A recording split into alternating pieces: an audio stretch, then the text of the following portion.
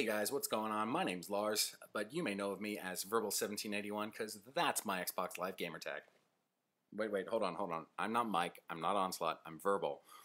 So yeah, my bad. Kind of cheesy entry, but you guys know that Mike was allowing video responses to his video that he's putting out on Friday, so that's what I'm doing. And basically, I think what he's trying to do is give back to the community a little bit and say, look, there's smaller guys out there in the community, and some of them are worthy of paying attention. So this is my response, and hopefully a few of you will go through and watch the responses. And if you're interested in subbing, I've got a couple of reasons why you would sub, and I'll walk you through them quickly. I'm only taking about 4.5 minutes of your time here.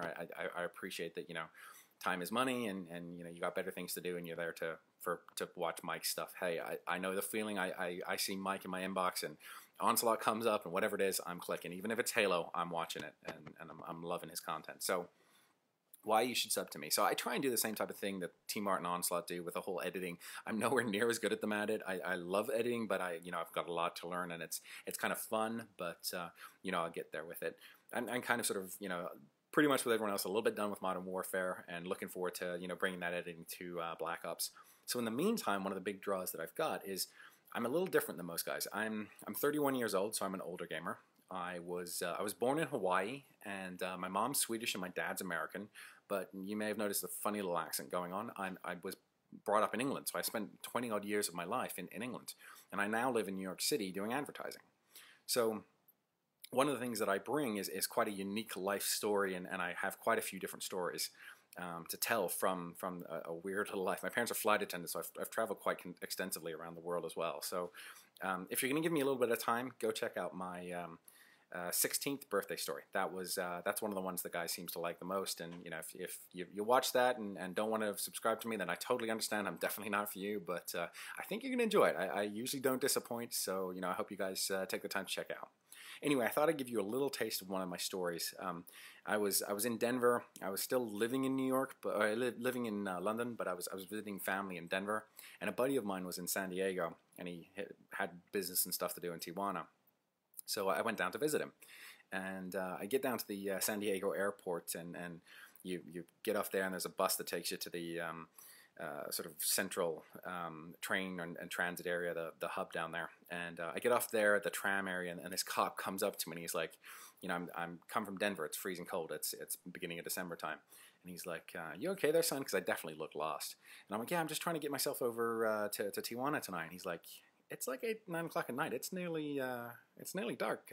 You're white. You probably shouldn't be doing this. And I'm looking at him going, I'm screwed. Like, I am fucked. So, but I had to go. Like, I didn't have a choice. I had to go and meet my buddy in the Playa del Tijuana. And that is not the nice area. And I know Playa means beach, but yeah, not the nice area of Tijuana. Not the old town and the quaint area you want to go to. So I get down to the border crossing there, and it's, gang-looking people and just the guys you don't want to be hanging around with type thing. And I get over the border crossing, and it's one of those, stairs for 50 yards this way and 50 yards this way and 50 yards this way. Not stairs, but like a ramp. And I'm walking, I'm in big jacket, I'm carrying all these bags full of Christmas presents and stuff. And I get over, and there is this security guard, like Mexican guy. Like, obviously, that's like the national border crossing guy. And it's one guy in a hut, sweating and snoring and drooling all over himself, and he's got an M16 machine gun across his chest. I look at him, and I'm kind of so baffled that I kind of sort of took like just like that moment of and it kind of startled him a bit, and he kind of like sort of rocked in his chair. He didn't fall off, he didn't do anything or anything, but I was like, wow, that is not the guy you want to be startling. That was not a good call. That was not a good start to my Tijuana story. So that was an interesting little moment in time. That the taxi drivers mobbed me as soon as I got there. Hey, you want to go somewhere? You want to go somewhere? And I was like, oh my god, I'm screwed. But it all worked out in the end, and I had a good time with my buddy in Tijuana. But I have a lot of cool little stories. If you guys want to come over and check me out, I'd appreciate you coming over. Thanks, Mike, to allowing people to post a few video responses.